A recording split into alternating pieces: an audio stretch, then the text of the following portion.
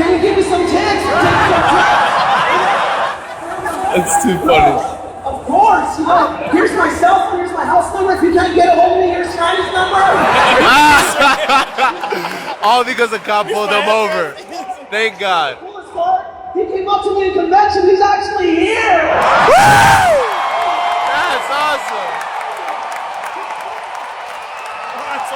That's too funny. Oh my God.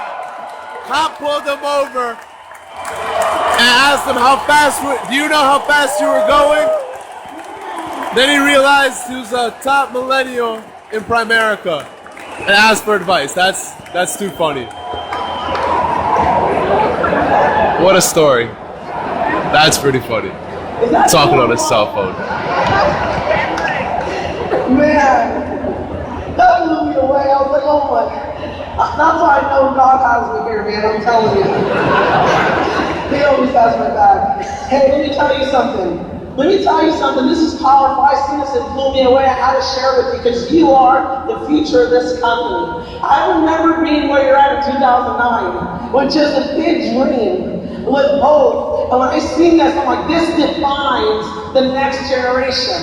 The biggest and best RVPs this company will ever see is in this room.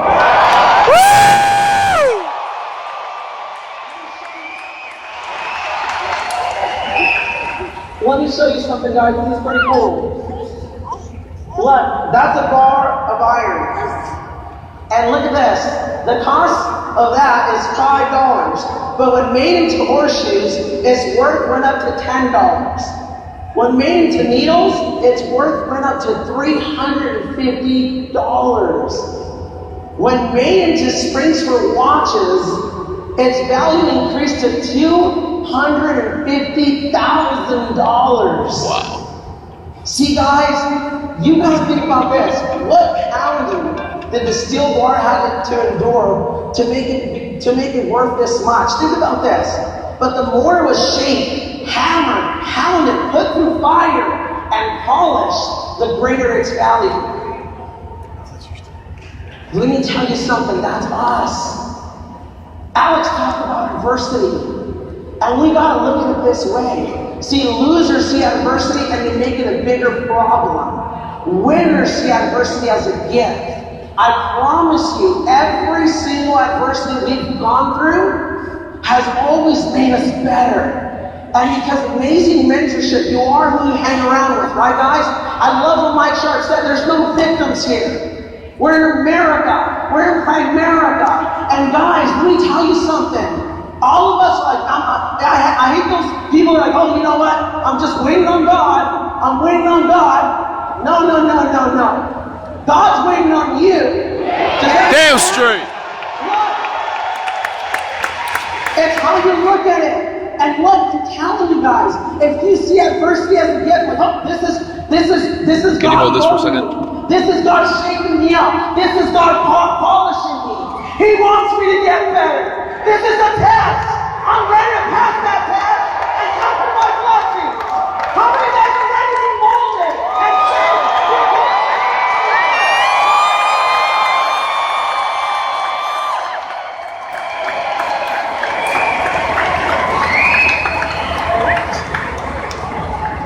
Man, guys, I'm telling you, I'm knocking this thing out. I'm so fired up. I'm so grateful. That was me selling at a flea market at night. When I started, I was making $1,000 a month. Look at this next picture. That's my sister-in-law. That's my beautiful wife in the middle, and that's me. I would knock on people's doors, and like, what is this 16-year-old doing here? Like, hey, my kids aren't home. Like, oh, I'm your financial guy.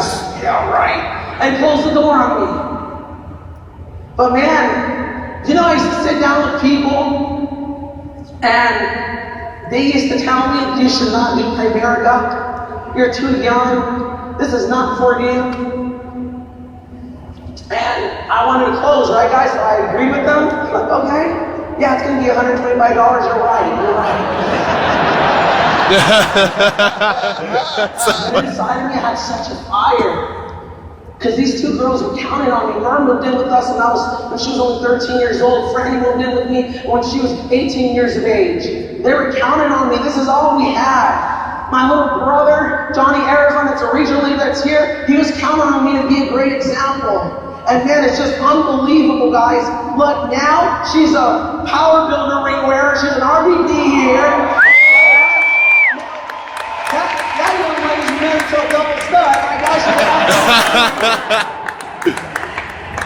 And look at this, guys. See, you see that, but you don't know where we started. I want to show you where we started. We're just like you, hungry, determined, scared to death. Thinking that, is this possible? We're just so gullible, but man, we have an invite. That's our hierarchy. Those are our guys that push like crazy to get to the mill, and we huddle up like never before. And me and Franny, look guys, we're nothing without you. I'm telling you, hierarchy, I love you so much. And look, our whole purpose in life is to serve you now. And guys, I'm going to end you with this. Look, there's a fisherman, and he went out to sea, and a bad storm hit. Before you know it, he woke up, and he was in a deserted island. And he was very faithful to God. He was praying about God. I know you're going to save me. I know you're going to save me. Help me.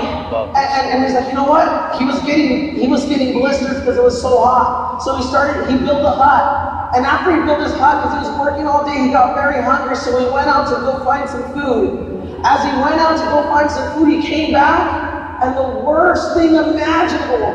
He's seen his hut on fire. And he's like, how is this possible? I was working all day.